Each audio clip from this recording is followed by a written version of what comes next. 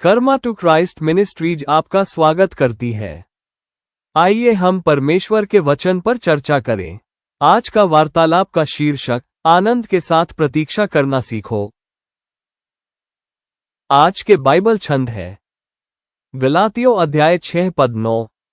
हम भले काम करने में साहस न छोड़ें, क्योंकि यदि हम ढीले न हो तो ठीक समय पर कटनी काटेंगे। सबोपदेशक अध्याय 3:11-13। उसने सब कुछ ऐसा बनाया कि अपने अपने समय पर वे सुंदर होते हैं। फिर उसने मनुष्यों के मन में अनादि अनंत काल का ज्ञान उत्पन्न किया है। तो भी जो काम परमेश्वर ने किया है वह आदि से अंत तक मनुष्य समझ नहीं सकता। मैंने जान लिया है कि मनुष्यों के लिए आनंद करने और जीवन भर भलाई करने के सिवाय और कुछ भी अच्छा नहीं, और यह भी परमेश्वर का दान है कि मनुष्य खाए पिए और अपने सब परिश्रम में सुखी रहे।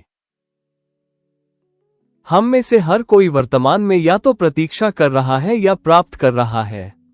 भले ही आपको कल जो मिल गया हो, आज आप पहले से ही और अधिक की इच्छा और प्रतीक्षा कर रहे हैं। ये जीवन का एक हिस्सा है और जिस तरह से हमें बनाया गया है। या तो हम बो रहे हैं और फलों की प्रतीक्षा कर रहे हैं, या हम अपनी सारी मेहनत काट रहे हैं और उसका आनंद ले रहे हैं। समस्या तब उत्पन्न होती है जब हम प्रतीक्षा करते करते इतने निराश हो जाते हैं कि हम जो प्राप्त कर चुके हैं उसका आनंद लेना भूल जाते हैं।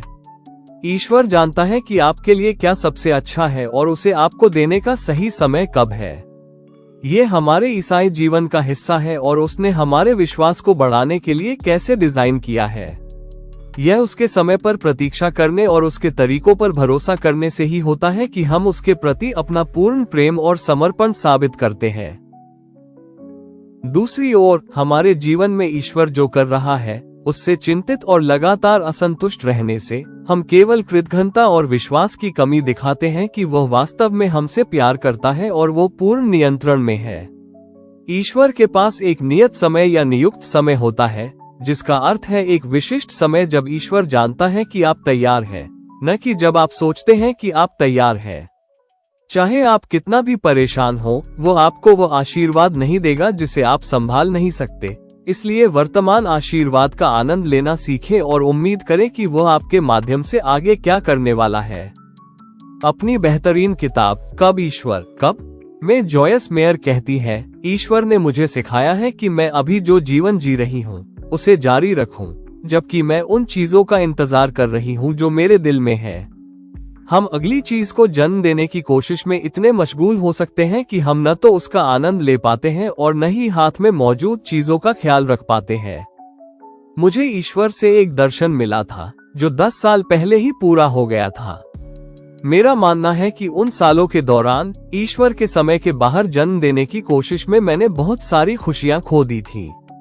आप जहां हैं वहां का आनंद लेना सीखें, जबकि आप वहां पहुंचने का इंतजार कर रहे हैं जहां आप पहुंचना चाहते हैं।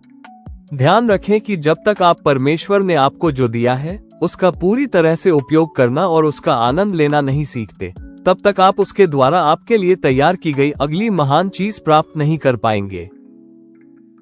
प्राप्त करने की प्रतीक्षा करना भी एक अद्भुत स्थिति है, क्योंकि जो देता है वही ब्रह्मांड का निर्माता है। यह न समझ पाना कि परमेश्वर क्या कर रहा है या वह किसी विशेष समय सीमा में ऐसा क्यों कर रहा है, आपकी गलती नहीं है। ये योजना द्वारा है और आपके जीवन में उसके उद्देश्य का हिस्सा है। आइए हम प्रार्थना करें। स्वर्गीय पिता, आप पवित्र आत्मा है, सत्य की आत्मा, अनुग्रह की आत्मा, महिमा की आत्मा, जीवन की आत्मा, हमारे पिता की आत्मा, मसीह की आत्मा, समझ की आत्मा। पिता, आपका धन्यवाद कि आप सभी चीजों के दाता और प्रदाता हैं। आपका धन्यवाद कि अगर हमने आपकी इच्छा के अनुसार मांगा है तो हमें निश्चित रूप से मिलेगा। अधीर होने और आपकी प्रतीक्षा करने की प्रक्रिया को खोने के लिए हमें क्षमा करें।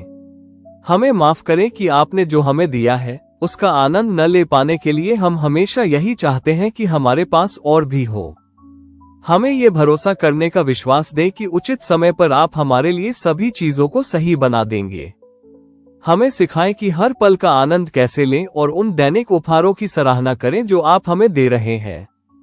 हम घोषणा करते हैं कि हम जीवन में अच्छा करने में आनंद लेंगे और हम जो कुछ भी कर रहे हैं उसके लाभों का आनंद लेंगे। हम अपने जीवन में सभी चीजों के लिए आपके सही समय पर समर्पण करते हैं। हम यीशु के शक्तिशाली नाम में मांगते हैं, आमीन।